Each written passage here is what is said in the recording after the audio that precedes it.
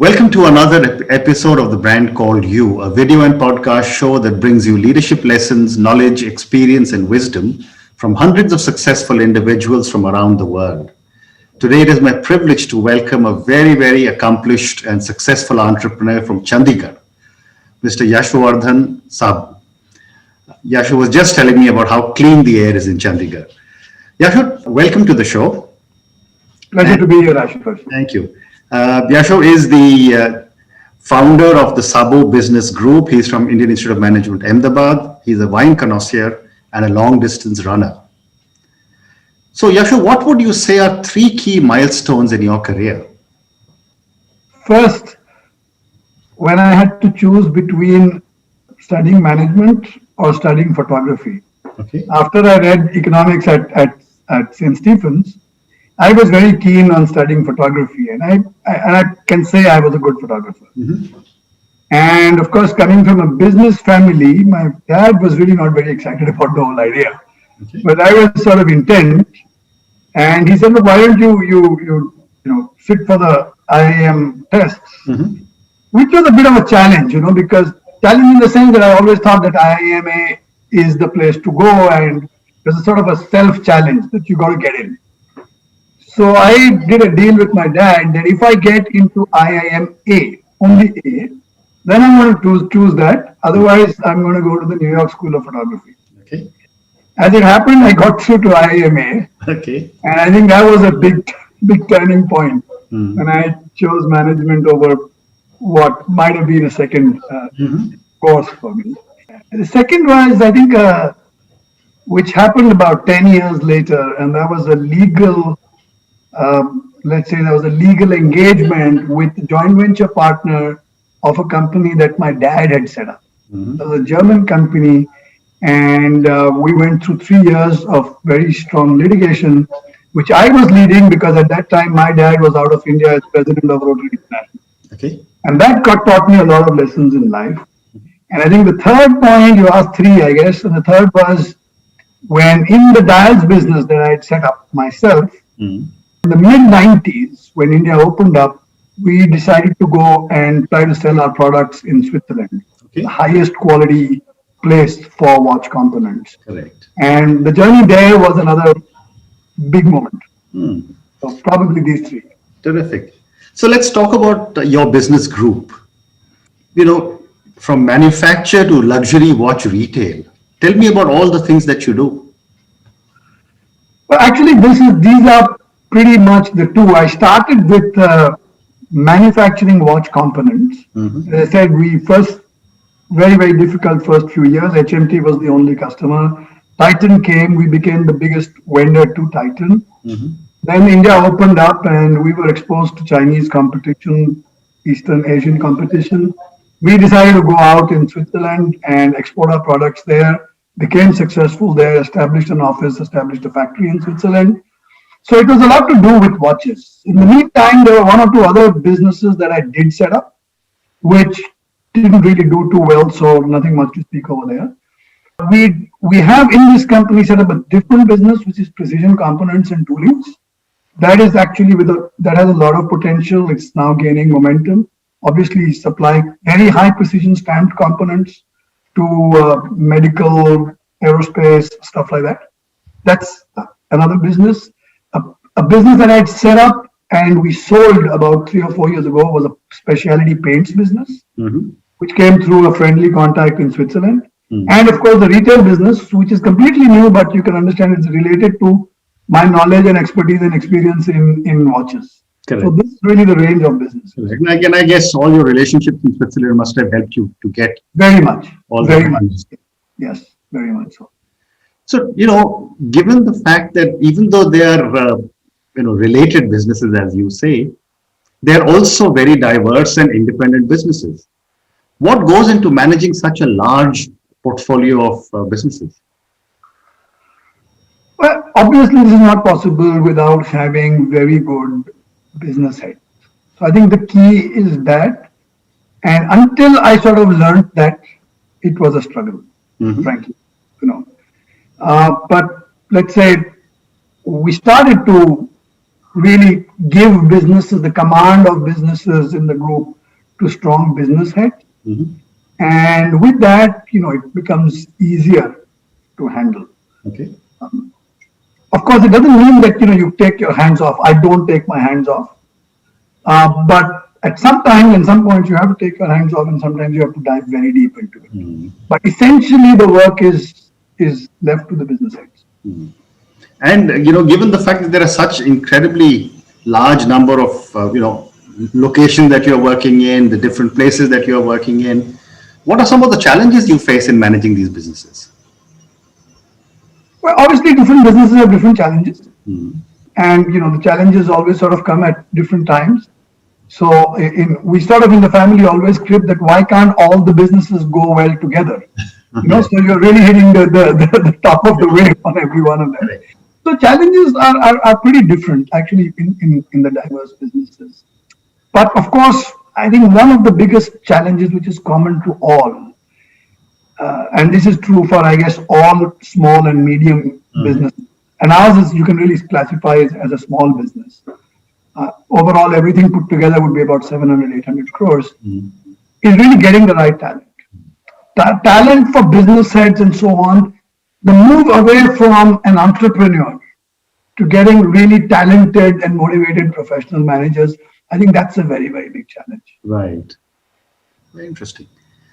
So now, when you look at all the businesses and you've set up, several businesses, you've sold businesses, my question to you is that what are some of the values that you hold very dear to you, which you translate into your businesses? That's a great question, because over the years, you sort of understand how values are more important than anything else. You start in business and you sort of learn about this in business school, and it doesn't mean a thing.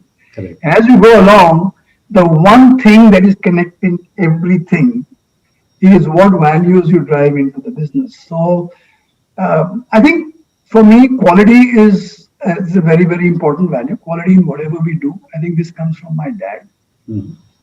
Integrity and ethics, just doing things right. That's somehow very central.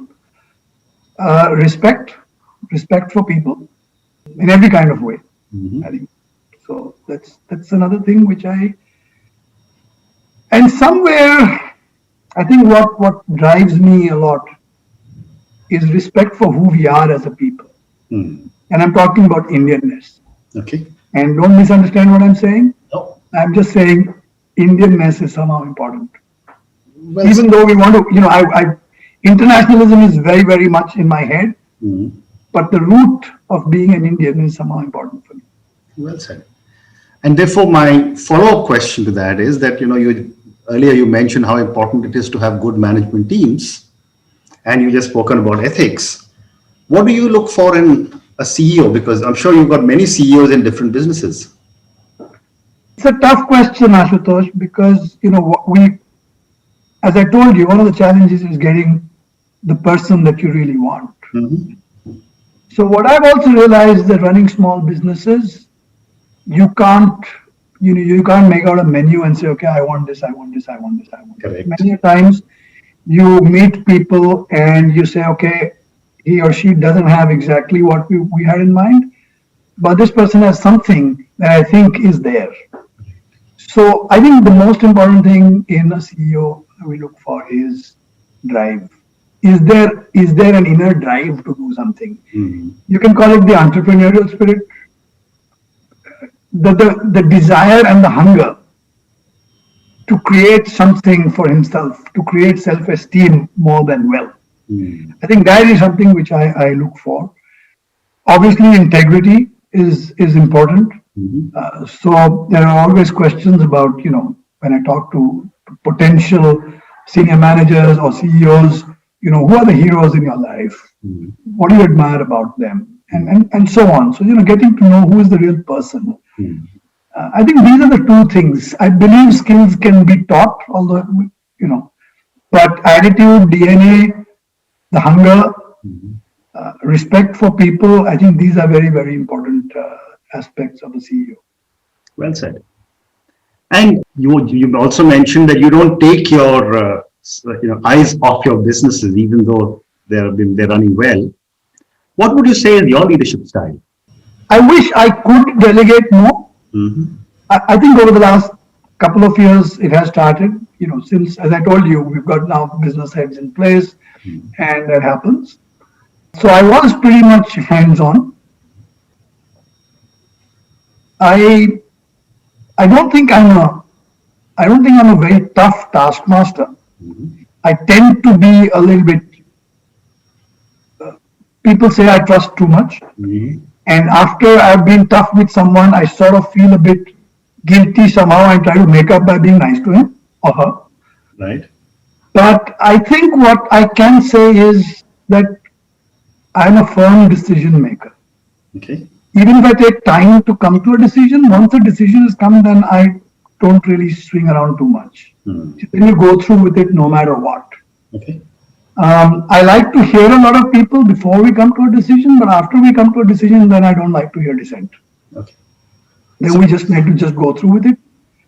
I believe pretty strongly in implementation because I believe that a mediocre idea well implemented is far better than a great idea poorly implemented.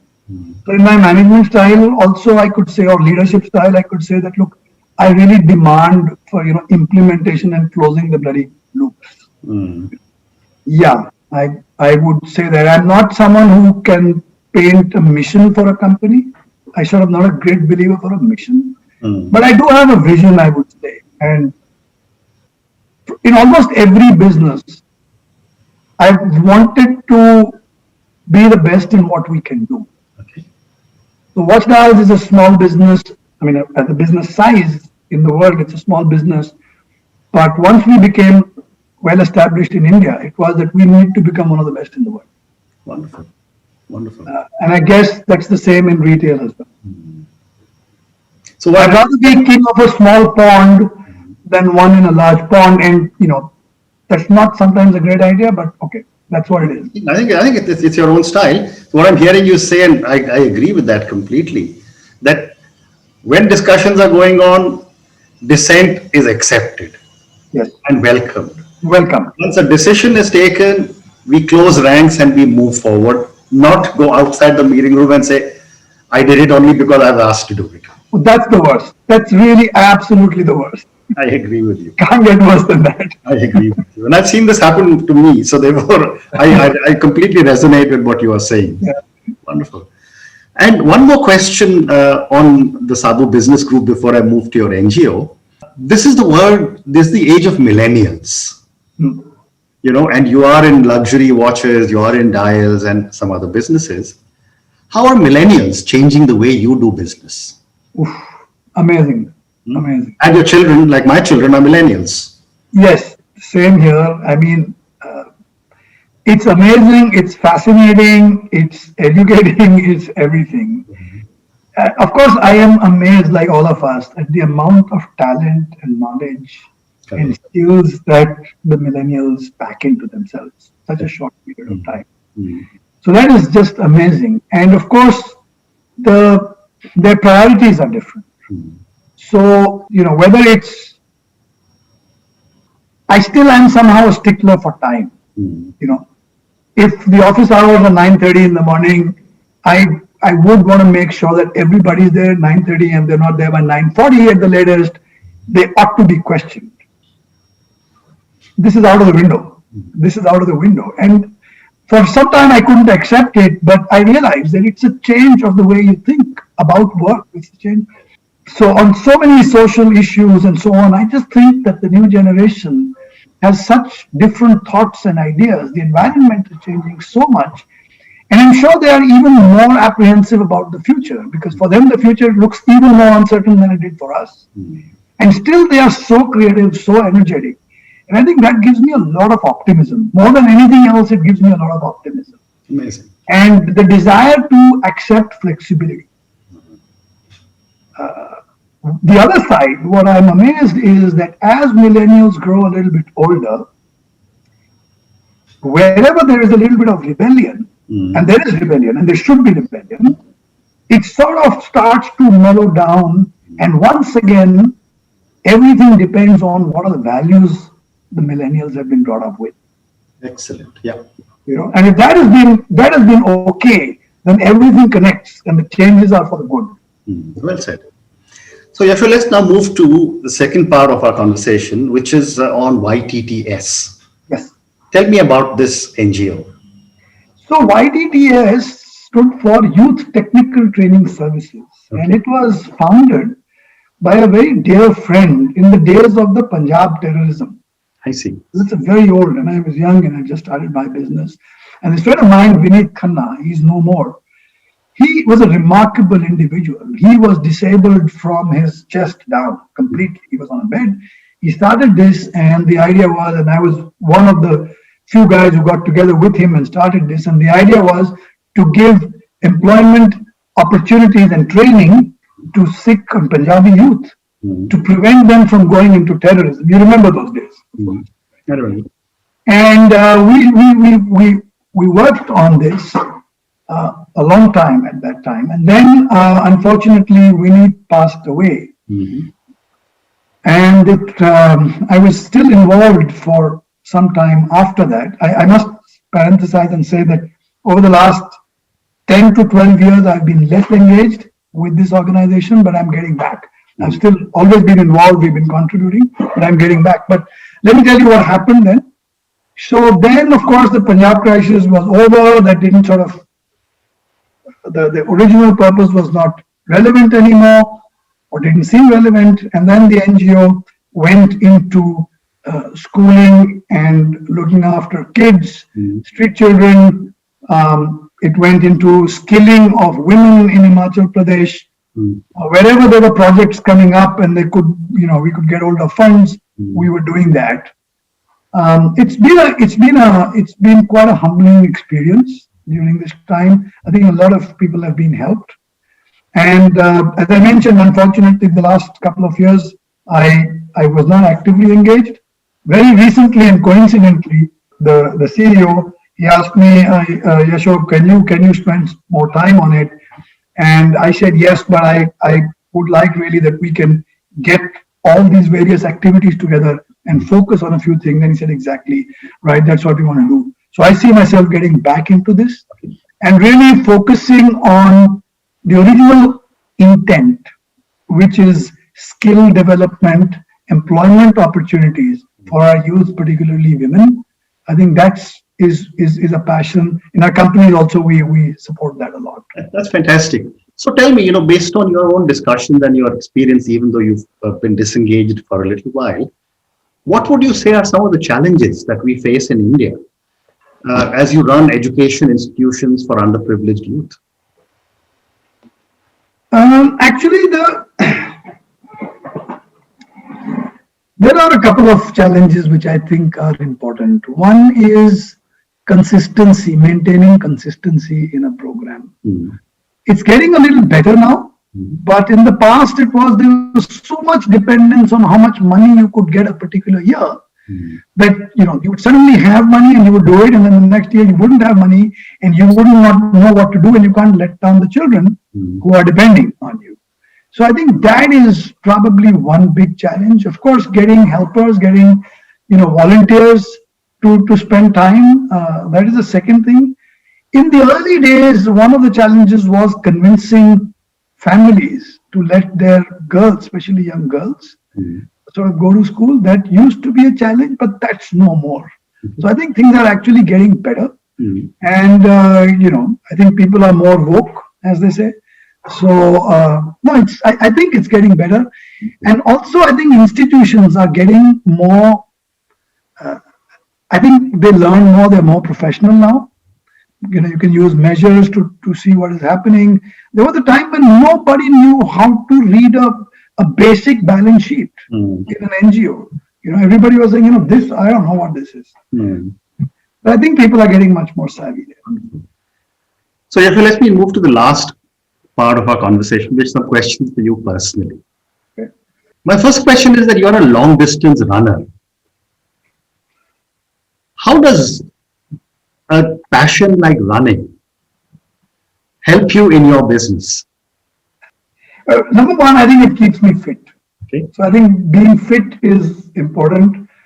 not only for your mind, but also just to be able to tackle the physical demands of work. And before I took to long distance running, for a year or two, I was playing golf. Mhm. And what I realized was golf actually does the same thing that running does. Okay. For the time you're playing, Mhm. you're completely switched off. For the time you're running, if I'm running 12 kilometers an hour or 10 minutes or whatever, an hour and a half, you completely switch off. You can't think anything but you're running. And it's a form of meditation. I think it mentally it makes you very strong. This kind of, besides the fact that of course I believe it, Correct. that these endurance sports they give you a high. Mm. So it's the nasha also. Agree. So, now my follow-up question to that would be that, so much success you've seen, built such amazing businesses which are doing well. What does success mean to Yasho? Well, there is this thing of stopping to work and relaxing and which we can dream about. But I don't think that's what success means. I think Okay. success means being able to do what you want to do. Hmm. But let me ask myself. Let's say I made money, but why would I not feel successful? Hmm. What would happen? So I think if one of the things which gives me a lot of happiness is seeing the people who work with us and the families and their families. So the first factory I started in Parwanu, just up in the hills here, was in 1983, and many of the workers still there from 83, 84. So we're talking like they worked with us for 35 years. They joined at the age of 20. They're 55. They've got kids. Kids are going to school. They were part of a union. They were striking work, and they were doing galis in time. But now I go there and we sort of look at each other. Sometimes we hug, we shake hands, and I ask, "How are your kids?" And they're very happy. And I said, sometimes I ask them, "Are you happy you work in this company?" And they said, "Yes, we are very happy that we worked here and we made a good life here." And if their kids are much better off than they were, and their kids would go to better schools and do better jobs than they were doing and with more skill, I think this gives the greatest satisfaction. Okay. And the fact that, so let me give you a little connect. We started watch hands manufacturing after dials. And I think we have one of the world's best know-how and technology to make watch hands. It's highly precise and specialized. 2 years ago, we purchased a factory in Switzerland. It's the second factory we purchased to make hands. It was an old decrepit factory which we bought. And 3 of our engineers from India, from Bangalore, actually went there to train the Swiss technicians to upgrade their manufacture. Wow. And this, for me, was a matter of so much pride, and for all of us and for all of them, the workers who went, the engineers who went there, that they have the satisfaction of working and creating and contributing to a Swiss factory, whereas usually it's always the other way around. I think that's what I think success means. Then you can really say that you've been successful. Wonderful. What a great answer. So I've got time for one more question, and it's my last question to you. There'll be thousands of people who will hear you and me speak or listen to you and me speak. A lot of them would be potential young entrepreneurs. Yeah. What would your advice be to them? Well, the first is that keep your goals very high. Okay. As entrepreneurs. Keep your goals. And we are not only talking numbers. I think if you can add a qualitative element to this, I feel that too many young entrepreneurs now are just driven too much by numbers. And numbers, so what is the valuation I can get, what is the money the investment I can get. In the end, it's not just about making money, it's about creating something that every entrepreneur and the team can be proud of beyond just money. I'm not saying money is not important. Of course, it's a very, very important measure. But put something else into it. Put your signature. Your signature cannot only be market cap. Correct. I think that is the most important advice that I can give. Fantastic. Yasho, thank you so much. It's been such a pleasure speaking to you. I wish you, your entire business group, lots of success. Great pleasure for me, Ashutosh. Have a nice day. Thank you.